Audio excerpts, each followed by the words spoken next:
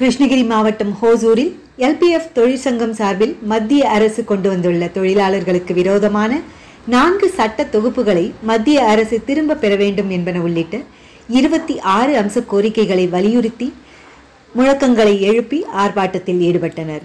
தொழிலாளர் முன்னேற்ற சங்க பேரவையின் மாவட்ட கவுன்சில் செயலாளர் R. கோபாலகிருஷ்ணன் தலைமையில் ராம்நகர் அண்ணா சிலை முன்பு நடைபெற்ற இந்த ஆர்ப்பாட்டத்தில் விவசாய சங்கம், AITUC, CITU, INTUC உள்ளிட்ட தொழிற்சங்கங்களும் விவசாயிகளின் கூட்டமைப்புகளும் கலந்து கொண்டு மத்திய BJP அரசுக்கு எதிரான முழக்கங்களை எழுப்பினார்கள். அதேபோல் விலைவாசி உயர்வு, தொழிலாளர் நல சட்டங்கள் திருத்துதல் போன்ற பிரச்சனைகளில் எந்த நடவடிக்கையும் மேற்கொள்ளாத BJP அரசுக்கு கடும் கண்டனங்களை தெரிவித்தனர். 26 அம்ச கோரிக்கைகளை வலியுறுத்தி நடைபெற்ற ஆர்ப்பாட்டத்திற்கு AITUC மாவட்ட செயலாளர் MK மாதையன், CITU மாவட்ட செயலாளர் ஸ்ரீதர், INTUC மாவட்ட பொதுச் செயலாளர் முனிராஜ் மற்றும் ஏராளமான தொழிலாளர்கள் கலந்து கொண்டனர். பேச இருக்கின்ற பேரவை துணைத் தலைவர் LPF அருமையண்ணன் B. கிருஷ்ணன் அவர்களே மற்றும் இதில் கலந்து கொண்டிருக்கின்ற வணக்கத்தை தெரிவித்துக் கொள்கிறேன். இன்றைக்கு கண்டன ஆர்ப்பாட்டத்தில் ஒவ்வொரு கோரிக்கையும் கடந்த 10 ஆண்டுகளாக தொடர்ந்து நாம் எழுப்பிக் கொண்டிருக்கிற கோரிக்கை தான்.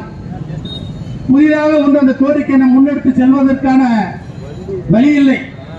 காரணம், மோடி 14 ஆண்டுகளாக தொடர்ந்து இன்றைக்கு 3வது முறை ஆட்சி செய்து கொண்டிருக்கிற வேளையிலே எனக்கு முன்பு பேசிய கோபாலகிருஷ்ணன் அவர்கள் சொன்னார், மெஜாரிட்டியாக இருந்த போதும் தொழிலாளர் சட்டங்களை திருத்தினாய், அதே போல மெஜாரிட்டியாக இருந்த போதும் விவசாயிகளுக்கு எதிரான சட்டங்களை திருத்த போது 2000 நவம்பர் 26ஆம் தேதியே 2 ஆண்டுகளுக்கு முன்பாக டெல்லியில போராடி பெரும்பாலான 750க்கும் மேற்பட்ட விவசாயிகள் இன்றைக்கு மரணம் அடைந்தார்கள்.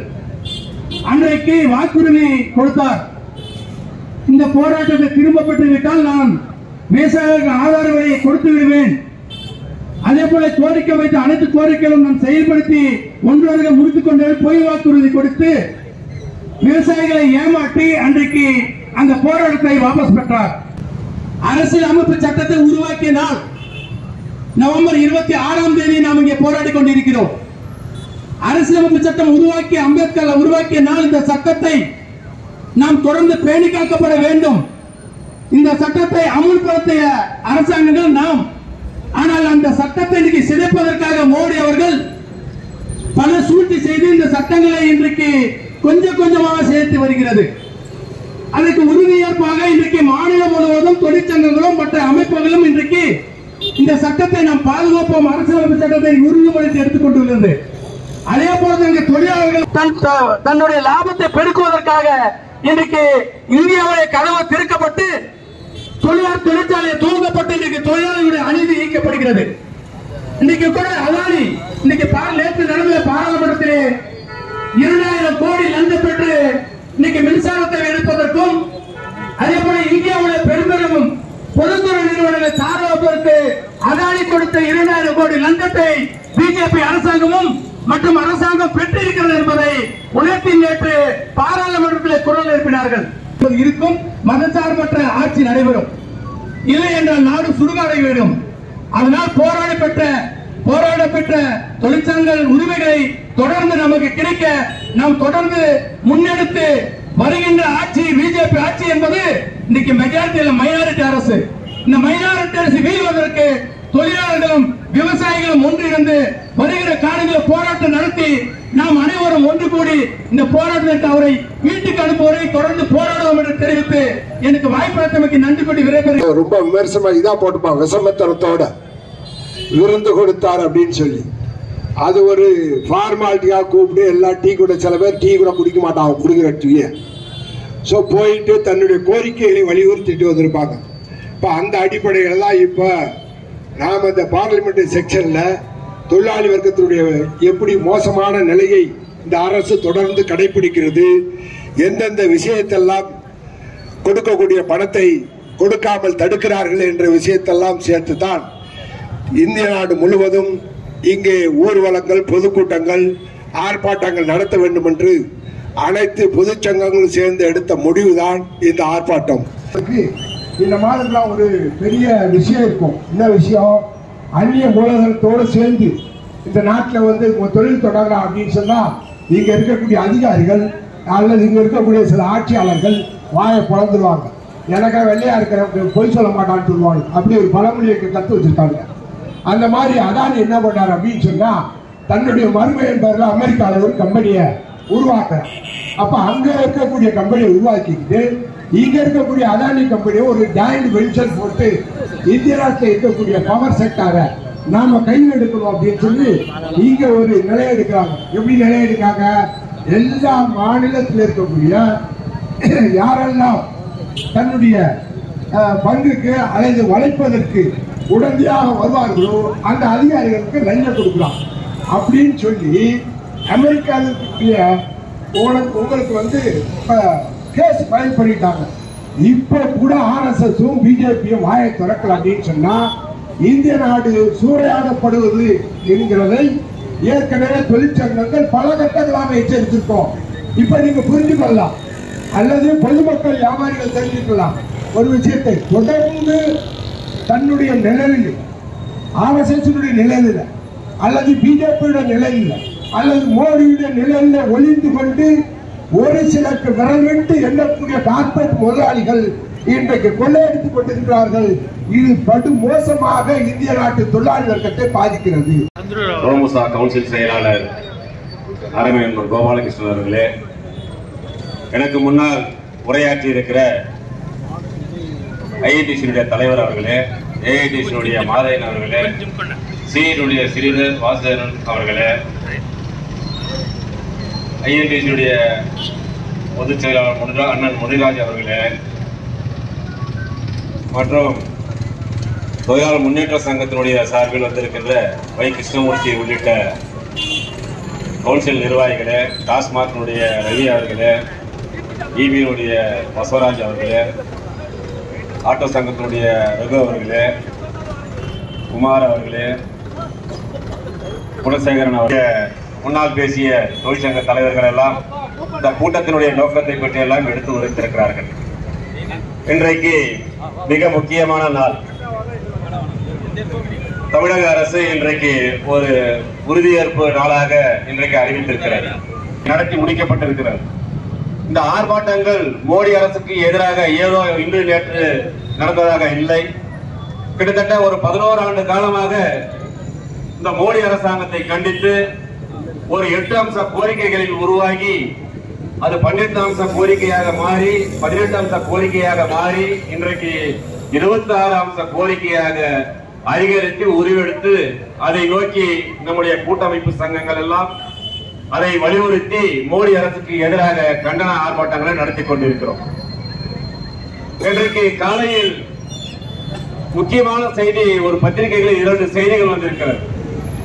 நீங்கள் யார் கவனிச்சீங்களா இல்லையா? இன்னைக்கு ஐஐடிசி தலைவர் சொன்னது மாதிரி இந்திய அரசியல் அமைப்பு சட்டத்தையே இந்த மோடி அரசாங்கம் மாற்ற நினைக்கிறது.